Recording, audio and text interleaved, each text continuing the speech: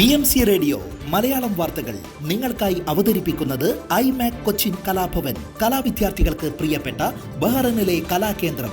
കൂടുതൽ വിവരങ്ങൾക്കായി സന്ദർശിക്കൂ www.bahrainmediacity.com. നമസ്കാരം, BMC റേഡിയോ മലയാളം വാർത്തകളിലേക്ക് സ്വാഗതം. ഞാൻ ധനുകൃഷ്ണ. ചൊവ്വാഴ്ച രാത്രിയും ബുധനാഴ്ച പകലുമായി ഇടവിട്ടുള്ള മഴയും ഇടിമിന്നലും ശക്തമായ കാറ്റും അനുഭവപ്പെട്ടതിനാൽ ബഹ്റൈനിലുടനീളം ചില പ്രദേശങ്ങളിൽ വെള്ളക്കെട്ടുണ്ടായി. മിക്ക പ്രധാന റോഡുകളിലും വെള്ളക്കെട്ട് രൂപപ്പെട്ടതോടെ ഗതാഗതവും തടസ്സപ്പെട്ടു. Juffair, Isa Town, Saar, Bani, Jamra, Maqaba, Barbar എന്നിവിടങ്ങളിൽ റോഡുകളിലെ വെള്ളക്കെട്ട് ഒഴിവാക്കാൻ ടാങ്കറുകളും പമ്പുകളും വിന്യസിച്ചിരുന്നു. ഇടവിട്ടുള്ള ഇടവേളകളിലും വ്യത്യസ്ത തീവ്രതയിലും ഇടിമിന്നലോടും കൂടിയ മഴയും അസ്ഥിര കാലാവസ്ഥ ഇന്നും തുടരുമെന്ന് ഗതാഗത ടെലികമ്മ്യൂണിക്കേഷൻ മന്ത്രാലയം അറിയിച്ചു. ജനങ്ങൾ ജാഗ്രത തുടരണം. മഴയ്ക്കൊപ്പം ചില സമയങ്ങളിൽ ശക്തമായ കാറ്റ് 50 നോട്ട് വരെ എത്തും. മുനിസിപ്പാലിറ്റി കാര്യ കൃഷിമന്ത്രി വായിൽ ബിൻ നാസർ അൽ മുബാറക് രാജ്യത്തുടനീളം നിരവധി പ്രദേശങ്ങൾ സന്ദർശിച്ചു. പ്രധാന റോഡുകളിലും അടിപ്പാതകളിലും സുഗമമായ ഗതാഗതം ഉറപ്പാക്കുന്നതിനും മഴവെള്ളം ഒഴുക്കിക്കളയുന്നതിനുള്ള ശ്രമങ്ങൾ വിലയിരുത്താനായി പൊതുമരാമത്ത് മന്ത്രി ഇബ്രാഹിം അൽ ഹവാജ് നിരവധി പ്രദേശങ്ങൾ സന്ദർശിച്ചു. പോലീസ്, സിവിൽ ഡിഫൻസ്, ട്രാഫിക് അധികാരികൾ എന്നീ വിഭാഗങ്ങൾ ഏകോപനത്തോടെ പ്രവർത്തിച്ചു. മരങ്ങൾ കടപുഴകി വീഴുന്നതും വൈദ്യുതി തൂണുകൾ വീഴുന്നതും വൈദ്യുതി ഷോർട്ട് സർക്യൂട്ടുകൾ ഉണ്ടാകുന്നതുമായി ബന്ധപ്പെട്ട പരാതികളിൽ General Administration of Civil Defence സത്വര നടപടികൾ എടുത്തു. പ്രധാന റോഡുകളിൽ വെള്ളക്കെട്ടുണ്ടാകുന്ന സംഭവങ്ങൾ 17545544 എന്ന ഹോട്ട്ലൈനിലും ആന്തരിക തെരുവുകളിൽ 80008188 എന്ന നമ്പറിലും അറിയിക്കാം. പ്രവർത്തനത്തിനുള്ള ലൈസൻസ് കാലാവധി അവസാനിച്ച ഫാർമസി അടച്ചുപൂട്ടാൻ നാഷണൽ ഹെൽത്ത് റെഗുലേറ്ററി അതോറിറ്റി ഉത്തരവിട്ടു. കഴിഞ്ഞ 6 മാസമായി പ്രവർത്തന അനുമതി കഴിഞ്ഞ സ്ഥാപനത്തിനെതിരെയാണ് നടപടി. ഫാർമസിയുടെ ലൈസൻസ് പുതുക്കുന്നതുമായി ബന്ധപ്പെട്ട ഒന്നിലധികം പ്രാവശ്യം ഉടമയ്ക്ക് നോട്ടീസ് നൽകിയിരുന്നെങ്കിലും നടപടികൾ പൂർത്തിയായിരുന്നില്ല. ഇതേ തുടർന്നാണ് നിയമപരമായി പ്രവർത്തന അനുമതിയില്ലാത്തതിനാൽ സ്ഥാപനം അടച്ചിടാൻ നിർദ്ദേശിക്കുക. ആരോഗ്യ സ്ഥാപനങ്ങളുമായി ബന്ധപ്പെട്ട നിയമലംഘനങ്ങൾ ശ്രദ്ധയിൽപ്പെട്ടാൽ 17113265 എന്ന നമ്പറിൽ ബന്ധപ്പെടാവുന്നതാണെന്നും NHRA അറിയിച്ചു. ടൗൺഷിപ്പുകളിൽ ഹരിത പദ്ധതി വ്യാപിപ്പിക്കുന്നതിന് ശ്രമിക്കുമെന്ന് പാർപ്പിട നഗരാസൂത്രണ കാര്യമന്ത്രി ആമിന ബിൻ അഹമ്മദ് അൽ റുമാഹി വ്യക്തമാക്കി. National initiative for agricultural development മുൻകൈയെടുത്ത് നടപ്പാക്കുന്ന എന്നും ഹരിതം പദ്ധതിയിൽ പങ്കാളികളാവുകയും അതുവഴി ഹരിത പ്രദേശങ്ങൾ വർദ്ധിപ്പിക്കുകയും ചെയ്യുന്നതിൽ ഏറെ സന്തോഷമുണ്ട്. സ്വകാര്യ മേഖലയുമായി ചേർന്ന് 2030 സുസ്ഥിര വികസന പദ്ധതി ലക്ഷ്യം നേടുന്നതിന് ശ്രമിക്കുമെന്നും അവർ ചൂണ്ടിക്കാട്ടി. എന്നും ഹരിതം പദ്ധതി നടപ്പാക്കി വിജയിപ്പിക്കുന്നതിന് മുന്നിൽ നിൽക്കുന്നവരെ അവർ പ്രത്യേകം അഭിനന്ദിക്കുകയും ചെയ്തു. രാജ്യത്തെ ഹരിതവൽക്കരണം ശക്തമാക്കുന്നതിന് ഭരണാധികാരികൾ നൽകുന്ന പിന്തുണയ്ക്ക് പ്രത്യേകം നന്ദി രേഖപ്പെടുത്തി. 2060 കാർബൺ ബഹിർഗമനം 0 എത്തിക്കുന്നതിന് തയ്യാറാക്കിയ പദ്ധതിയുടെ ഭാഗമായാണ് ഹരിതവൽക്കരണ പദ്ധതി നടപ്പാക്കുന്നത്. ഇത് മുന്നോട്ടു പോകാൻ പാർപ്പിട നഗരാസൂത്രണ മന്ത്രാലയം കൂടെ ഉണ്ടാകുമെന്നും അവർ കൂട്ടിച്ചേർത്തു. ഖലീഫ സിറ്റിയിൽ നിർമ്മാണം പൂർത്തീകരിച്ച പുതിയ ജലവിതരണ പ്ലാന്റ് ഉപപ്രധാനമന്ത്രി ഷെയ്ഖ് ഖാലിദ് ബിൻ അബ്ദുല്ല അൽ ഖലീഫ് ഉദ്ഘാടനം ചെയ്തു. ഹമദ് രാജാവിന്റെ അധികാരാരോഹണത്തിന്റെ രജത ജൂബിലി ആഘോഷിക്കുന്നതിനോടനുബന്ധിച്ചാണ് പുതിയ പദ്ധതി ഉദ്ഘാടനം നടന്നത്. ചടങ്ങിൽ മന്ത്രിമാർ, ദക്ഷിണ മേഖലാ governor, Saudi Development Fund CEO Sultan bin Abdulrahman Al Murshid അടക്കമുള്ള സംഘം, ക്ഷണിക്കപ്പെട്ടവർ തുടങ്ങിയവർ സന്നിഹിതരായിരുന്നു. മണിക്കൂറിൽ 704 ക്യൂബിക് മീറ്റർ വെള്ളം വിതരണം ചെയ്യാൻ ഇതുവഴി സാധിക്കും. അധിക ഊർജ്ജം ഉപയോഗപ്പെടുത്തുന്ന സമയത്ത് ഇത് സൗരോർജ്ജത്തിലും അല്ലാത്തപ്പോൾ വൈദ്യുതിയിലുമാണ് പ്ലാന്റ് പ്രവർത്തിക്കുക.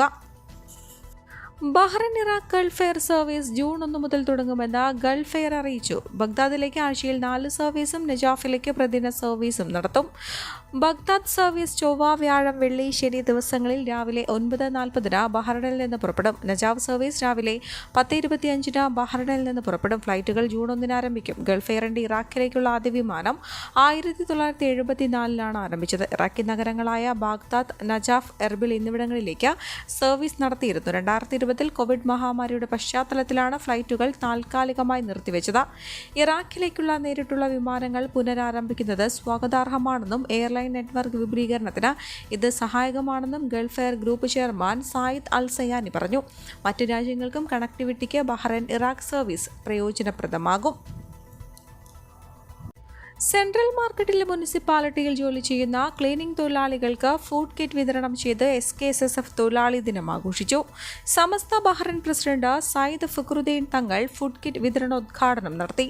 സമസ്ത general secretary Abdul Wahid SKSS general secretary Navas Kundara, treasurer Umar Vadakara, joint സെക്രട്ടറിമാരായ അഹമ്മദ് മുനീർ, ഷാജഹാൻ, റാഷിദ് കക്കട്ടിൽ, മനാമ ഏരിയ പ്രവർത്തക സമിതി അംഗം അസീസ് പേരാമ്പ്ര എന്നിവർ സന്നിഹിതരായിരുന്നു. വിഖായ ക്യാപ്റ്റൻ ഷബീർ, ഏരിയ കൺവീനർമാരായ Noushad Mathirappatta, Khaleel, Firdous media wing convener Jaseer Varam, മറ്റ് വിഖായ അംഗങ്ങളായ സിക്കന്ദർ, നൌഫൽ വയനാട് എന്നിവർ വിതരണങ്ങൾക്ക് നേതൃത്വം നൽകി. ഇന്ത്യൻ ദമ്പതികളും ഇവരുടെ പേരക്കുട്ടിയായ 3 മാസം പ്രായമുള്ള കുഞ്ഞും കാനഡയിൽ വാഹന അപകടത്തിൽ മരിച്ചു. കുട്ടിയുടെ മാതാപിതാക്കൾക്ക് പരിക്കേറ്റു. മാതാവിന്റെ പരികരമാണ്. അപകടത്തിൽപ്പെട്ടവരുടെ പേര് വിവരങ്ങൾ അധികൃതർ വ്യക്തമാക്കിയിട്ടില്ല. മദ്യസംഭരണ കേന്ദ്രത്തിൽ കവർച്ച നടത്തി വരികയായിരുന്നുവെന്ന് സംശയിക്കുന്ന വാഹനം അമിത വേഗത്തിലെത്തിയതാണ് അപകടത്തിനിടയാക്കിയതെന്നും പോലീസ് പറഞ്ഞു. ഈ വാഹനത്തിലെ ഡ്രൈവറും മരിച്ചു. 6 വാഹനങ്ങളാണ് സംഭവത്തിൽ കൂട്ടിയിടിച്ചത്. പ്രസിദ്ധ കർണാടക സംഗീതജ്ഞൻ മങ്ങാട് K. നടേശൻ നിര്യാതനായി. വ്യാഴാഴ്ച രാത്രി 10 തൃശൂരിലെ സ്വകാര്യ ആശുപത്രിയിലായിരുന്നു അന്ത്യം. കൊല്ലം മങ്ങാട് സ്വദേശിയാണ്. വാർദ്ധക്യ സഹജമായ അസുഖങ്ങളെ തുടർന്ന് വിശ്രമത്തിലായിരുന്നു. തിരുവനന്തപുരം സ്വാതി തിരുനാൾ സംഗീത കോളേജിൽ ഷെമ്മാങ്കുടി ശ്രീനിവാസ അയ്യർ അടക്കമുള്ള ഗുരുനാഥന്മാരിൽ നിന്ന് സംഗീതം അഭ്യസിച്ചു. ആകാശവാണിയിൽ ജോലി ലഭിച്ചതോടെയാണ് തൃശൂരിൽ താമസമാക്കിയത്. ആകാശവാണിയുടെ ദേശീയ സംഗീത പരിപാടിയിലടക്കം കച്ചേരി അവതരിപ്പിച്ചു. 2016 സംസ്ഥാന സർക്കാർ സ്വാതി സംഗീത പുരസ്കാരം നൽകി ആദരിച്ചു. കേരള സംഗീത നാടക അക്കാദമി കലാരത്ന ഫെലോഷിപ്പ്, സംഗീത കലാചാര്യ പുരസ്കാരം, കേരള സംഗീത നാടക അക്കാദമി പുരസ്കാരം തുടങ്ങി നിരവധി പുരസ്കാരങ്ങൾ അദ്ദേഹത്തെ തേടിയെത്തി. മങ്ങാട് നടേശനും സുധാവർമ്മയും ചേർന്നുള്ള ആകാശവാണിയിലെ കർണാടക സംഗീത പാഠം വളരെ ജനപ്രിയമായിരുന്നു. ഭാര്യ നിർമ്മല, മക്കൾ ഡോക്ടർ മിനി, പ്രിയ, പ്രിയദർശിനി, മരുമക്കൾ സഞ്ജിത്ത്, സുനിൽ പാർമിക്കാവ്, ശാന്തിഘട്ടിൽ സംസ്കരിച്ചു. ജാതീയ ആക്ഷേപമടക്കം ചൂണ്ടിക്കാട്ടി നർത്തകി സത്യഭാമയ്ക്കെതിരെ RLV രാമകൃഷ്ണൻ നൽകിയ പരാതിയിലെ കേസുമായി ബന്ധപ്പെട്ട ഇലക്ട്രോണിക്സ് രേഖകൾ ഹാജരാക്കാൻ ഹൈക്കോടതിയുടെ നിർദ്ദേശം. പട്ടിക വിഭാഗക്കാർക്കെതിരായ അതിക്രമം തടയൽ നിയമമടക്കം ചുമത്തി തിരുവനന്തപുരം കന്റോൺമെന്റ് പോലീസ് രജിസ്റ്റർ ചെയ്ത കേസിൽ മുൻകൂർ ജാമ്യം തേടി നൽകിയ ഹർജിയിലാണ് ജസ്റ്റിസ് G. ഗിരീഷിന്റെ ഉത്തരവ്. യൂട്യൂബ് ചാനലിന് നൽകിയ അഭിമുഖത്തിലാണ് രാമകൃഷ്ണനെ വ്യക്തിപരമായി അവഹേളിക്കുന്ന പരാമർശം സത്യഭാമ നടത്തിയത്.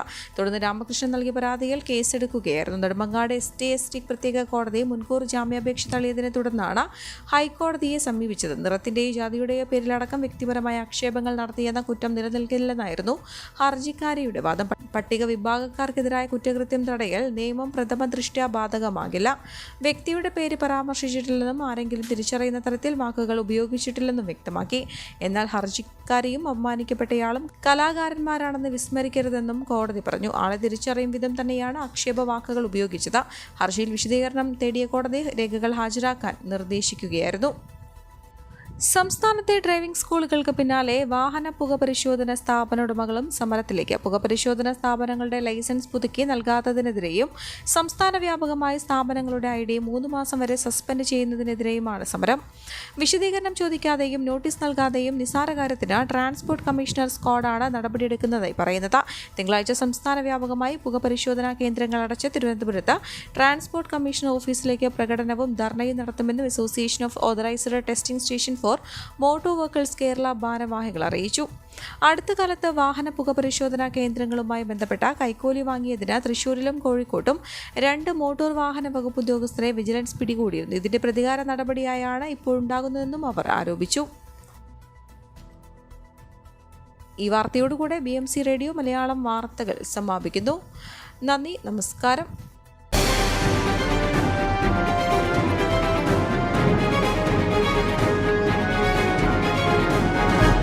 BMC റേഡിയോ മലയാളം വാർത്തകൾ നിങ്ങൾക്കായി അവതരിപ്പിക്കുന്നത് iMac കൊച്ചിൻ കലാഭവൻ. കലാവിദ്യാർത്ഥികൾക്ക് പ്രിയപ്പെട്ട ബഹ്റൈനിലെ കലാകേന്ദ്രം.